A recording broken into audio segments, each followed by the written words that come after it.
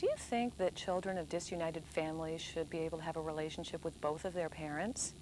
Do you think that single parents should be equally responsible and equally involved with their children? Are you concerned about the way single parents are treated by our family law system? Then do something about it, and we're going to tell you how today on Fathers Are Parents Too.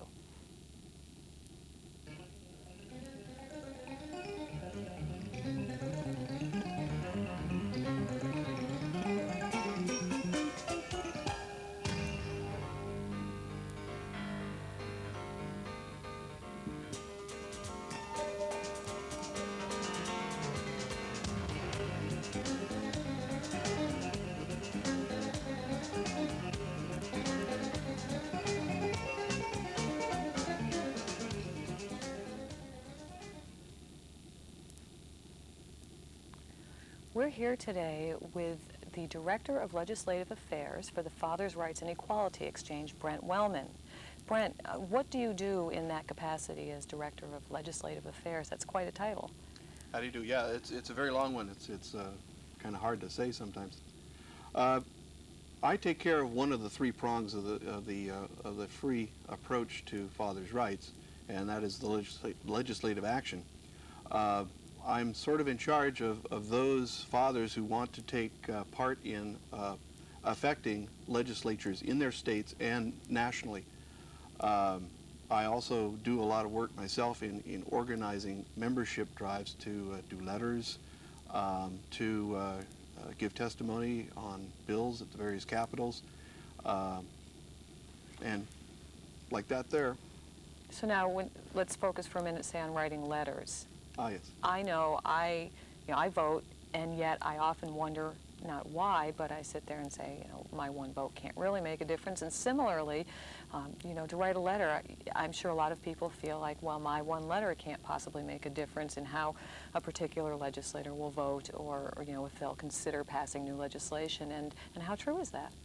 Well, there are a number of problems with respect to fathers' rights in that you may vote, but many fathers that we have to deal with have been going through a lot of changes. They've been changing addresses. They've been going through depression.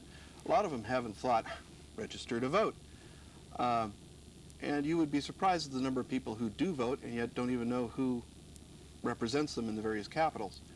The first step that a father needs to take in order to start affecting legislation favorably is to find out who represents him at the various levels of government. And how does he do that? Oh, well, one good way is to call the registrar of voters. You do that in order to get a registration packet to change your address or to register to vote in your new district. They will know from your address who represents you at all levels of government. Even federal? Even federal. If you get that information, write it down, have it in a little cubbyhole, and that's really power. If you put that little list in a place, that is your power source. Well, now again, how much power can one person have? Say they have all this information and they actually send the person a letter about what their concerns are, or try and call them. One person out of thousands. Generally, a well-written letter is worth a large number of votes in the minds of the target politician. In the legislature that I deal with, California legislature, it's a big state with only 120 legislators, and so that divides up to about nearly 1 million per legislator. Each legislator who gets a letter considers that to be worth 300 votes. That is, on any issue that there's enough concern about to find one letter, he knows that there are 300 people out there in his district concerned enough about that to vote one way or another. So in other words, he's going to read that letter and think, well, if this one person cared enough to write, then there must be at least 300 others who feel that same way. That's generally the rule of thumb, and it changes from capital to capital.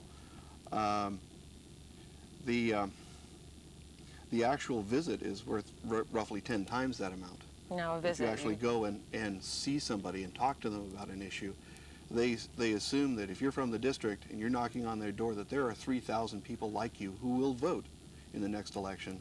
who are concerned about that issue. Well, now, in order to do that, I think most would assume you need to have some contact or connection. I mean, I can't just walk into my local representative's office and say, hi, here I am, let's have tea, can I? You'd be surprised how easy that actually is. To get tea.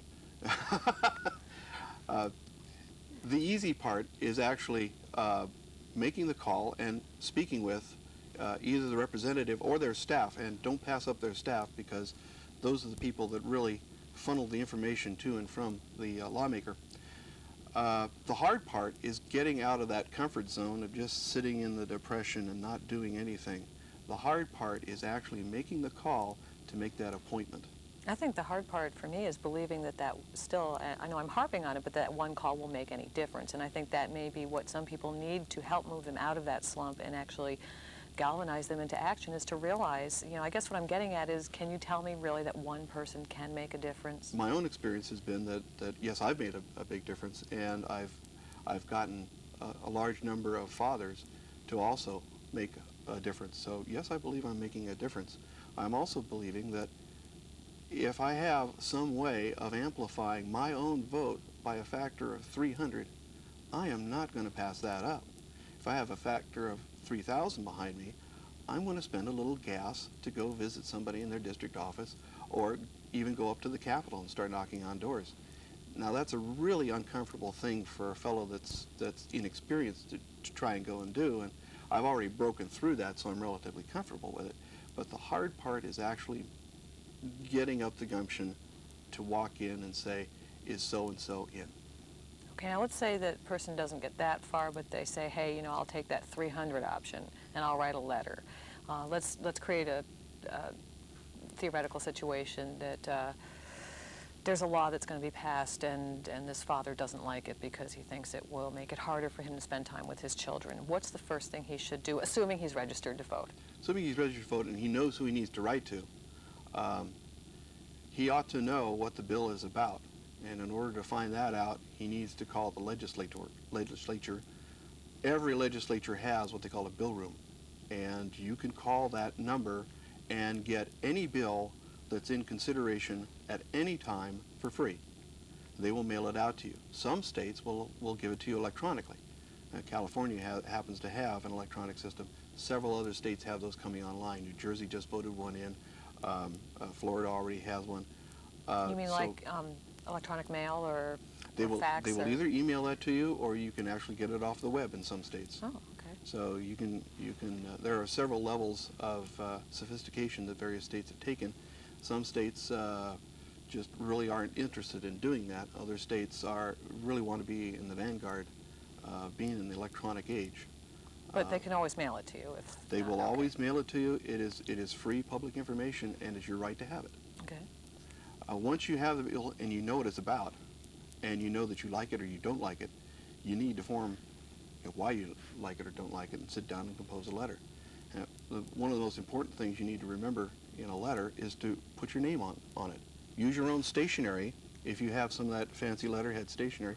Otherwise, put your name, your address, and your zip code, and if you want to, your phone number on the top, especially if you want to call it back. I think you need to have a phone number. That would help. But what that does is that tells them, not only is this man concerned enough to be writing into me, but I know from that address he's in my district. He's a voter, he can vote me up or down, and there are 300 like him in my district. That's a very powerful thing right there. And second of all, you need to put down in a very capsule summary what you're writing about in reference to Bill AB 384, whatever that is. And you write it to the Honorable Joe Dokes, Florida State Senate. So right out front you're lying, because you're the honorable. They're probably not. You always give them the benefit of the doubt. Okay. You are never, even if you have a low esteem of politicians, never show that in your letter. These guys all have big egos. They spend a lot of time making large posters of themselves, and they have to sell themselves. If you have a job where you get reviewed every year, you have to sell yourself to your boss every year. These guys have almost 900,000 constituents to sell themselves to each and every time they want to keep their office. These guys have big egos whether they like it or not. Now, some of them are egotists, and that's quite a different thing, but all of them have well-developed sense of self-worth. And so they don't really like you disparaging themselves or their profession. So this is actually probably one of those instances where, you know, you can trap more flies with honey than vinegar and all those other Absolutely. platitudes. We're actually going to be taking a break soon, and I want to make sure to get this one question in, which I think actually I did a little bit of a cart horse thing here for you. But let's say this fellow who wants to get involved and who wants to make some, you know, changes and write to his legislators has no idea what laws are coming down the pike. Let's say he just says, I have no idea what they're doing there. I don't know any particular bill.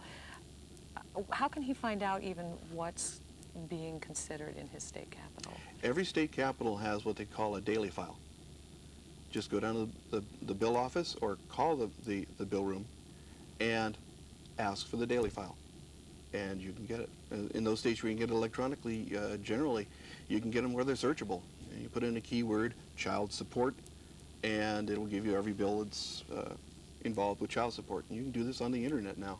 And now what if those bills that are of concern to you are not being introduced by people that you're in their district? Does it make any sense for you to write to someone even if you don't live in their district?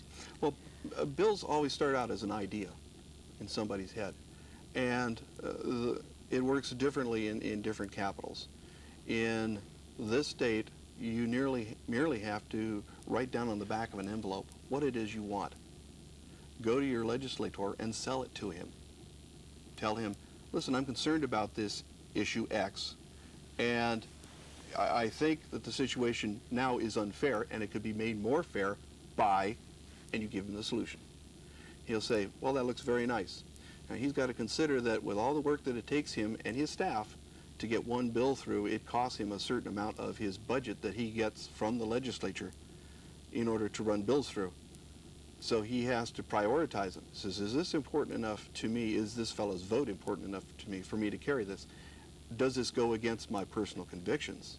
In many cases, the legislator will have a serious difference of opinion with you, and he will just not agree with you. Now, he's looking at this one individual. I'm going to extrapolate that it might make sense for this father to get a couple of his father buddies and for the three of them to go to talk to this legislator. I'm always fond of saying that numbers count, and so can politicians. These fellows, blood doesn't run through their veins, it's votes. And they really care about an issue that their constituents care about. So it makes sense then to organize a few people to go down, Oh, it because makes he's going to very go good sense. 300, 600, or... Sure, absolutely. And free is just such a group. This is, we generally have letter writing campaigns in which we'll write in favor of or against a particular bill, and we wind up multiplying ourselves by people writing in at given times. They're given the facts of a bill, they're given the arguments for it or against it, and they write their own letters. Off they go to the legislator. For an organization that can multiply its own numbers by a factor of 300 in the eyes of some legislature, that's a very powerful tool. And even if you can only get 1 in 10 of your members to start writing, that multiplies your number by 30, and it's just something that you absolutely, positively cannot pass up. Okay, we have about a minute left before we go to break, and I want to ask you, let's say a guy is involved with an organization such as yours. Does that mean that you write the letter for him and they know that he's a member, so he doesn't have to write the letter anymore? Well, a lot of that depends on the organization. Some organizations do that, and they'll actually give you a mimeograph sheet with blanks in it, and you fill in your name, and it says, I'm from so-and-so, just, Dear Senator blank, and you write in Katzenberg, or whatever the name is. Those are generally frowned on. They are not really considered very well by the legislator. A simple, heartfelt, one-page letter that is straight, direct, to the point, and if you have a personal experience, that's a very good thing to add. So if a guy wants to help change the system, then he can't just give your organization money or dues or whatever and then just sit back on his We'll be heels. happy to take those things, but he still needs to take some action himself, and we right? will try our best to turn those into letters. Okay, well, I think we have some questions from our audience about exactly how to do that, and we will go talk to them right after Excellent. this break. Okay. I'm a dad and a member of FREE, the Fathers' Rights and Equality Exchange. Most dads out there would love to spend more time with their kids, to be a real part of their lives. FREE wants to change the notion that all divorced dads are irresponsible, because most of us are dads who are responsible, and we're working for a chance to share the parenting. If you want to learn more, please call us at 1-500-4DADS. That's 1-500-4DADS.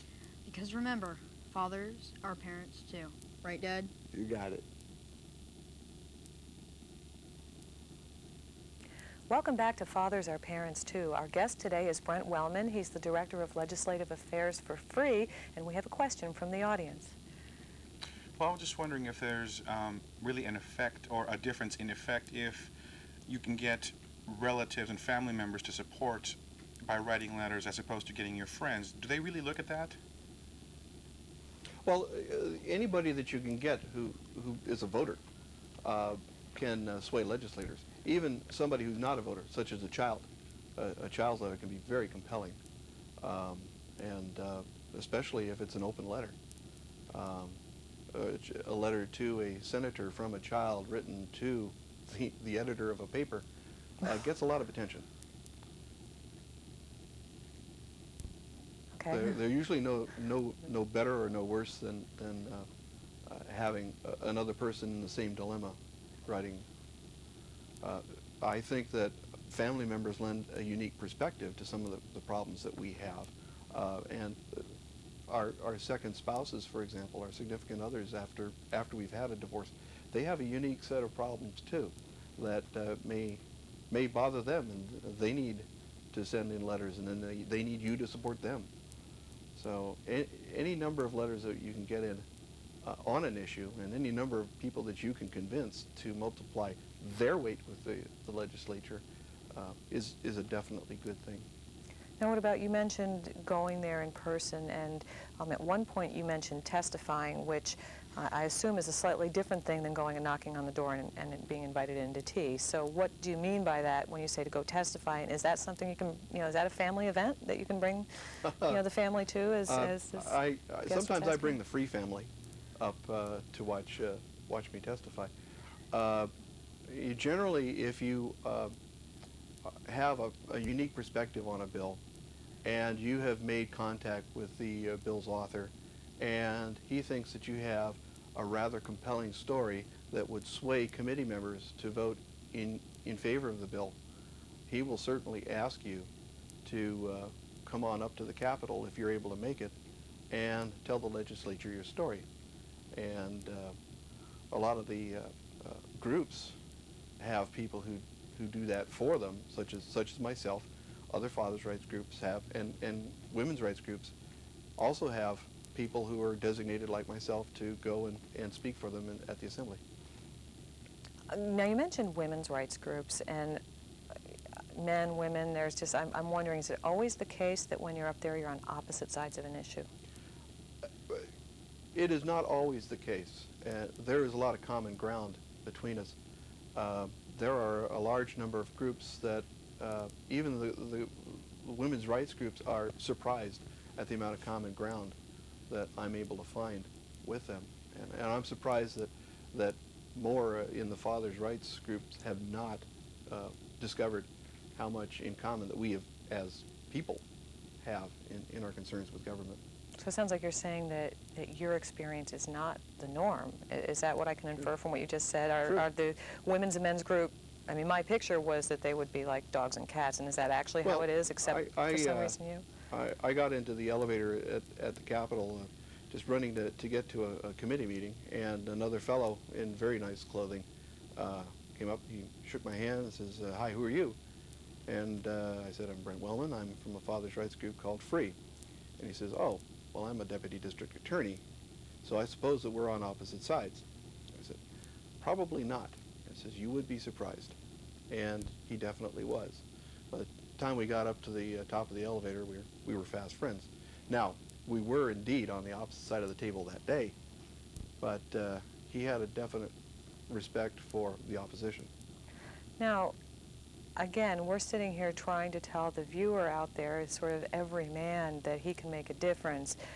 But I think if I were you, I'd be a bit intimidated, or if I was him looking at you, because obviously you are not every man. You're obviously a consummate lobbyist, and you've probably been doing this for years, right? I mean, do you have a political science background, or how did you My end up background with- is actually in rocket science. I'm a mechanical engineer and an aeronautical engineer by training, and a scientist by actual job description. But stating the obvious, lobbying is not rocket science. Lobbying is not rocket science, but it's very much like crossing a stream.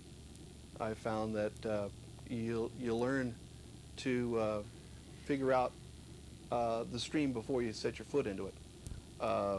You check out the perimeters and parameters of the snowfall upstream, the body of water downstream, and you look at the rocks around you, and you watch the currents go around the rocks, and that's politics. And that's what you did. So are you Fathers' telling rights us? is a very small issue with most legislatures. So I guess they my have- question is, did you just go do this with no background?